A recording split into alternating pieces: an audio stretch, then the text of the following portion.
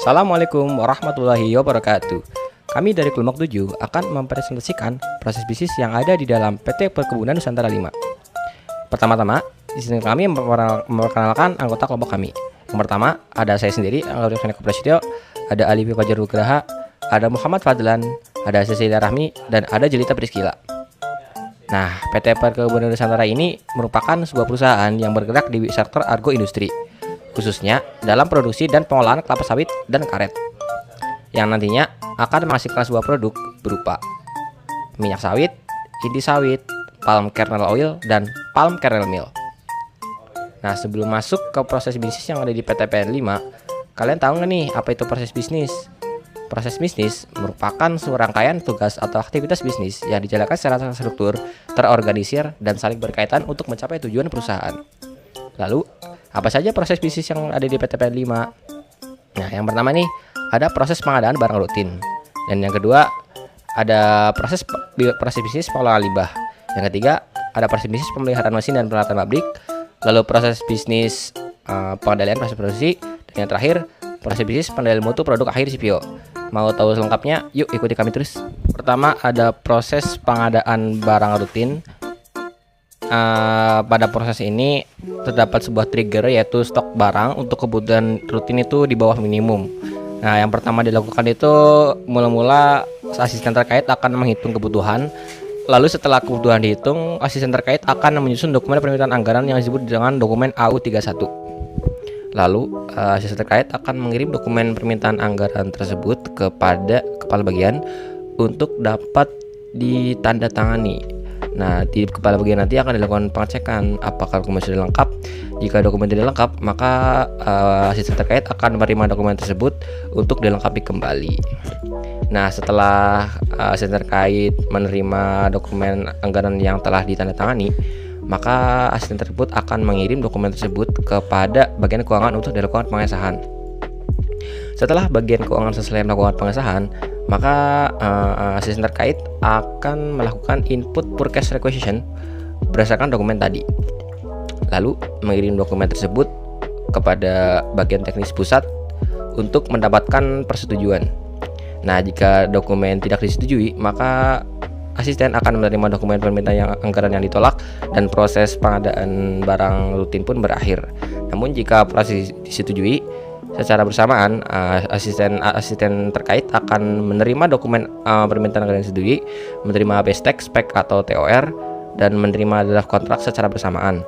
Kemudian secara bersamaan pula akan mengirim ketiga dokumen tersebut kepada sekretaris tim HPS, yaitu tim harga perkiraan sendiri. Nah, setelah menerima ketiga dokumen tersebut, tim HPS nanti akan menghitung HPS berdasarkan dokumen permintaan anggaran, BSTEK, spektor, dan draft kontrak yang akan menghasilkan dokumen harga perkiraan sendiri. Nah, selanjutnya akan dilakukan pengecekan nih. Jika HPS dia itu lebih dari HPS itu tidak lebih dari 50 juta, maka tim sekretaris akan langsung mengupload rincian HPS ke sistem IPS. Namun jika HPS itu lebih dari 50 juta, maka sekretaris ini diharuskan untuk mengirim dokumen HPS untuk mendapatkan persetujuan dari bagian direksi. Jika disetujui oleh direksi, maka asisten akan sekretaris akan menerima dokumen HPS yang disetujui lalu mengupload rincian HPS ke sistem IPS. Namun jika tidak, maka sekretaris akan menerima dokumen HPS yang ditolak dan akan menghitung ulang HPS sampai dia disetujui oleh direksi. Setelah mengupload rincian HPS ke sistem IPS, maka tim sekretaris akan mengirim dokumen HPS tersebut kepada bagian pengadaan.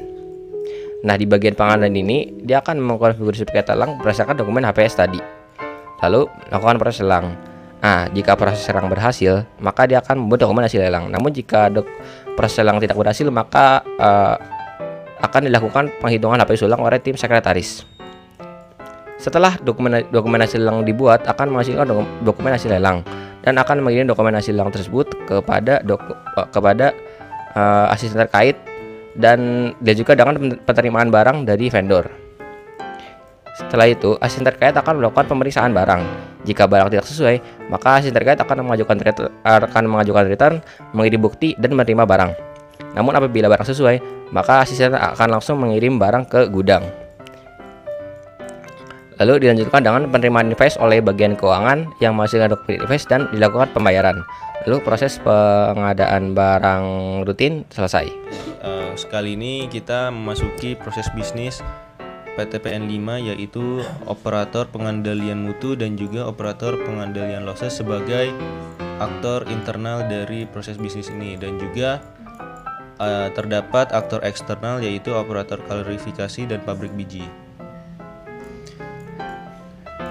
Oke, pertama kita memasuki proses bisnis ini dengan start gateway, kemudian akan memasuki tahap selanjutnya dengan parallel gateway, yang dimana pada parallel gateway ini akan memasuki aktivitas selanjutnya, yaitu mengirim pesan untuk meminta sampel titik-titik losses dan juga mengirim pesan untuk meminta sampel pada mutu produksi. Kemudian setelah masing-masing operator mengirim pesan untuk meminta sampel, maka ia akan menerima sampel dari aktor eksternal, operator klarifikasi dan pabrik biji. Dan setelah operator tersebut menerima sampel, maka operator itu masing-masing akan melakukan analisis di lab, yang dimana ini dilakukan untuk mengetahui standar kualitas dari sampel-sampel tersebut, apakah ada dalam batas wajar ataupun tidak. Kemudian analisa tersebut akan ditaruh di dalam jurnal losses maupun di jurnal mutu produksi, yang dimana ini akan dilakukan di masing-masing operator, maupun operator pengendalian losses maupun operator pengendalian mutu. Setelah itu maka akan ke aktivitas selanjutnya, yaitu melihat apakah ada titik losses ataupun mutu produksi yang berada di dalam batas wajar. Jika tidak, maka akan melakukan repetition, yaitu pertama dia akan memberitahu kembali operator ke operator klarifikasi dan pabrik biji, yang dimana ini adalah aktor eksternal, bahwa titik sampel tidak wajar. Kemudian selanjutnya akan dilakukan pemantauan kegiatan oleh operator yang bertanggung jawab dari operator pengendalian losses maupun operator pengendalian mutu. Dan setelah itu maka akan dilakukan repetition lagi seperti sebelumnya, yaitu mengirim pesan untuk meminta sampel, menerima sampel, melakukan analisis di lab, kemudian menaruh hasil analisis di jurnal losses maupun jurnal mutu produksi, dan juga yang terakhir adalah melihat apakah titik losses maupun mutu produksi sampel dalam batas wajar. Kemudian jika dirasa sudah bagus dan sudah memenuhi standar kualitas yang ditentukan oleh perusahaan, maka akan memasuki yaitu ke pemantauan.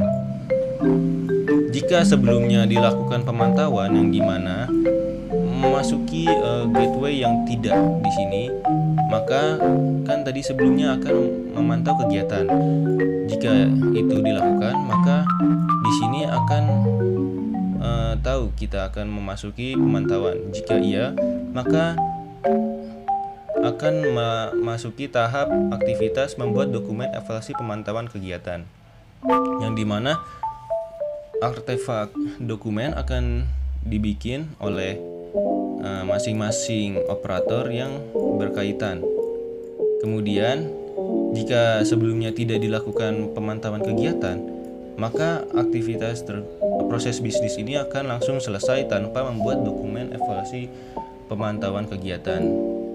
Sekian dari saya. Terima kasih. Oke, masuk kepada proses bisnis pengendalian mutu produk akhir CPO atau minyak kelapa sawit. Di sini ada 4 aktor. Yang pertama ada petugas pemeliharaan pabrik, operator klarifikasi, dan petugas storage tank dan analisis CPO. Proses bisnis dimulai ketika petugas storage tank menerima produk minyak kelapa sawit. Kemudian secara bersamaan petugas storage tank akan melakukan pengukuran minyak dan melakukan pengujian sampel. Kemudian petugas storage tank akan memberikan hasil pengecekan kepada analisis CPO, dan analisis CPO akan melakukan pencatatan hasil ke dalam form perhitungan isi oil storage tank. Kemudian petugas storage tank akan melakukan pemeriksaan kebocoran atau kerusakan pada storage tank. Jika terjadi kerusakan, maka akan dibuat laporan kerusakan storage tank dan akan dikirimkan laporan tersebut kepada petugas pemeliharaan pabrik. Lalu dilakukan pemindahan minyak ke storage tank lainnya. Jika tidak terjadi kerusakan, maka akan dilakukan pengawasan temperatur storage tank.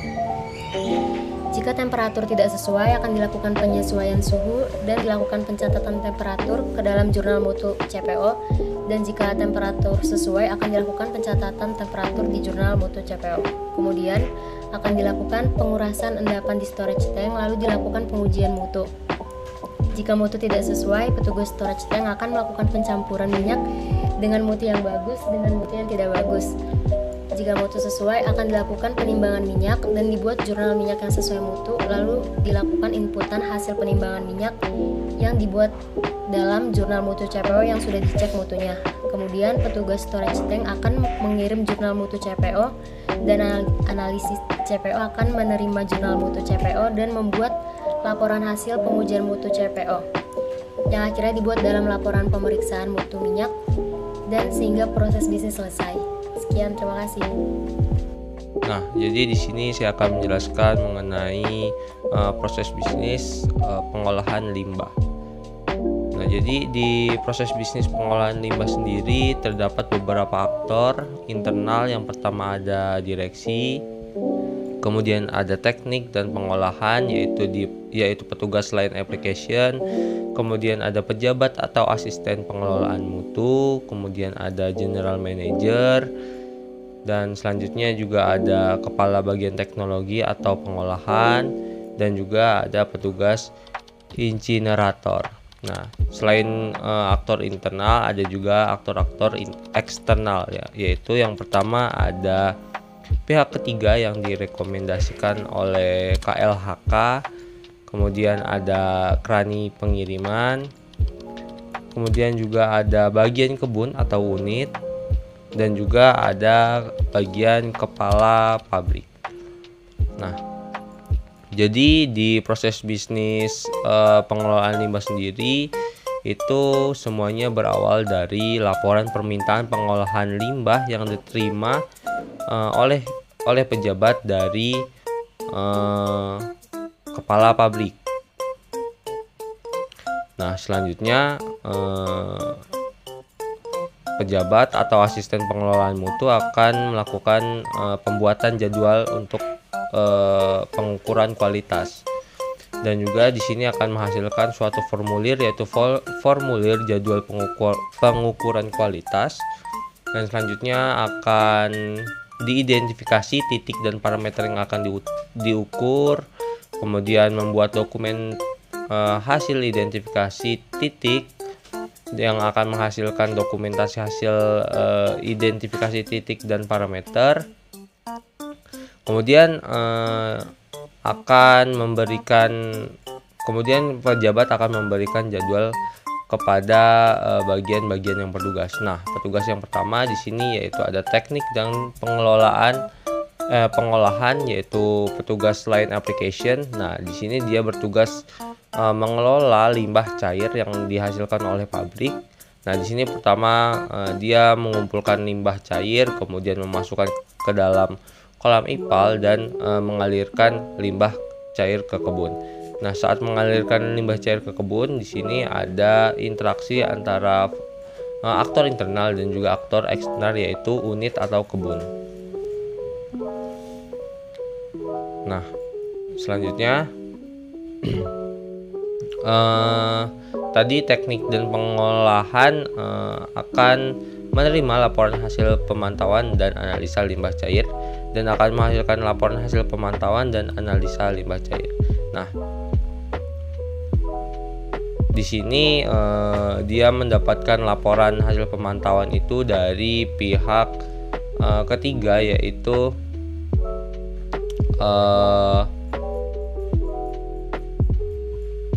unit kebun atau bagian dari unit. Selanjutnya dia melanjutkan yaitu melakukan dokumentasi yang akan menghasilkan formulir evaluasi hasil limbah cair dan akan digunakan pada saat evaluasi dan akan dilaporkan hasil evaluasi limbah cair kepada pejabat atau asisten pengelolaan mutu. Nah, selanjutnya yang kedua di sini ada pejabat atau asisten pengelolaan mutu mengumpulkan limbah B3. Nah, kemudian menyortir limbah B3 dan menyiapkan wadah sesuai kategori yang telah disortir tadi. Nah, selanjutnya pejabat tadi menghitung jumlah limbah B3 dan akan menghasilkan dokumen jumlah limbah B3. Nah, di sini pejabat melakukan penyimpanan limbah B3 sesuai dengan kategori dan bersamaan juga dengan General Manager melakukan pengawasan terhadap penyimpanan limbah B3 sendiri.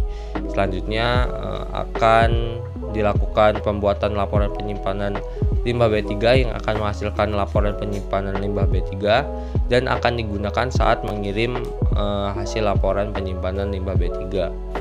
Nah, selanjutnya hasil laporan limbah B3 tadi akan dikirimkan kepada kepala bagian teknologi atau pengelolaan. Nah, kemudian di sini akan kepala bagian pengelolaan tadi akan menunjuk pihak ketiga yang direkomendasikan oleh kementerian. Selanjutnya dia akan meminta persetujuan direksi terlebih dahulu. Nah, kemudian direksi akan menerima permintaan persetujuan pihak ketiga. Nah, apakah permintaan persetujuan disetujui? Jika disetujui, maka direksi akan meminta pembuatan surat pengangkutan atau penyerahan limbah kepada pejabat asisten pengelolaan mutu. Nah, namun jika tidak disetujui, direksi akan kembali meminta kepala bagian teknologi untuk membuat atau menunjuk pihak ketiga yang direkomendasikan oleh kementerian. Selanjutnya di sini pejabat akan melakukan pembuatan dan mengeluarkan surat perintah penyerahan. Nah, yang akan menghasilkan surat penyerahan barang atau SPPB dan akan diberikan kepada kebun atau unit. Selanjutnya, pejabat akan menerima laporan limbah siap angkut dari unit atau kebun yang akan menghasilkan laporan limbah siap angkut dan kemudian akan membuat surat permintaan pengambilan barang. Di sini ada dokumen surat permintaan pengambilan barang dan akan memberikan surat permintaan pengambilan kepada pihak ketiga untuk dilakukannya pengambilan limbah-limbah yang sudah diolah tadi. Kemudian pejabat akan menerima laporan hasil pengukuran dan pengambilan dan akan menghasilkan laporan hasil pengukuran dan pengambilan limbah. Nah, selanjutnya di sini ada petugas insinerator akan memilah dan memilih jenis limbah padat yang akan diolah. Kemudian di sini ada dua limbah yang akan dihasilkan, yaitu limbah tandan kosong dan limbah cangkang. Nah, limbah tandan kosong tadi akan dikumpulkan, kemudian dimasukkan ke dalam tungku bakar dan petugasnya akan mengatur udara dalam tungku bakar. Nah, selanjutnya akan dibersihkan kisi-kisi tungku bakarnya dan menarik abu dari tungku bakar. Selanjutnya abu-abu tadi akan dimasukkan ke dalam goni. Nah, secara bersamaan limbah cangkang juga akan dikumpulkan limbah cangkangnya dan keduanya akan dikirimkan kepada pihak kebun untuk dijadikan pupuk. Selanjutnya petugas akan menerima laporan pengiriman yang akan menghasilkan laporan pengiriman limbah, yaitu laporan yang sudah diproses, dan akan dikirimkan laporan tersebut kepada pejabat atau asisten pengelolaan mutu. Nah, terakhir di sini pejabat atau asisten pengelolaan mutu sendiri akan menerima semua laporan tadi dan akan dilakukannya sebuah evaluasi harian yang akan menghasilkan dokumen hasil evaluasi harian. Nah, kemudian proses pengelolaan limbah dari pabrik PTPN 5 pun selesai. Selanjutnya proses pemeliharaan mesin dan peralatan pabrik. Proses dimulai dari adanya trigger menerima permintaan pengecekan mesin dan alat. Lalu operator stasiun akan melakukan pengecekan mesin dan alat. Di sini terdapat gateway. Yang pertama, jika tidak ada kerusakan atau perbaikan maka proses akan berakhir. Namun jika ada perbaikan atau kerusakan akan terdapat paralel gateway. Yang pertama ada mengecek mesin, melakukan setting pada mesin, dan melakukan pelumasan pada mesin. Lalu mekanik stasiun akan membuat jadwal pemeliharaan mesin yang terdapat dokumen jadwal pemeliharaan di dalamnya. Selanjutnya mekanik mesin akan melakukan pemeliharaan mesin.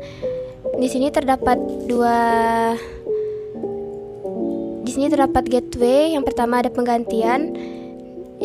Jika mesin memerlukan penggantian maka mekanik mesin akan mengajukan permintaan spare part. Lalu pihak gudang akan menerima pengajuan spare part. Lalu pihak gudang akan mengirim pemberitahuan pengambilan spare part. Dan di sini mekanik stasiun akan menerima pemberitahuan pengambilan spare part dari gudang. Lalu mekanik stasiun akan mengambil spare part dari gudang. Di sini terjadi proses penyerahan spare part oleh pihak gudang kepada mekanik stasiun. Lalu akan terjadi di sini mekanik stasiun akan menerima spare part baru dari pihak gudang. Lalu akan dilaksanakan pemasangan spare part baru dan dilakukan uji coba spare part. Jika uji coba berhasil maka mekanik stasiun akan mengembalikan spare part bekas ke pihak gudang. Lalu akan terjadi serah terima di sini yang terdapat dokumen serah terima barang di dalamnya. Namun jika gagal maka akan berulang lagi dari mengambil spare part dari gudang, menerima spare part baru, memasang spare part baru, dan melakukan uji coba lagi. Nah, di sini jika terdapat kerusakan, pihak mekanik stasiun akan melakukan analisis kerusakan, lalu melakukan perbaikan kerusakan. Lalu di sini akan terjadi serah terima antara operator stasiun dan mekanik stasiun. Lalu pemeliharaan telah dilakukan dan proses pun selesai. Sekian, terima kasih.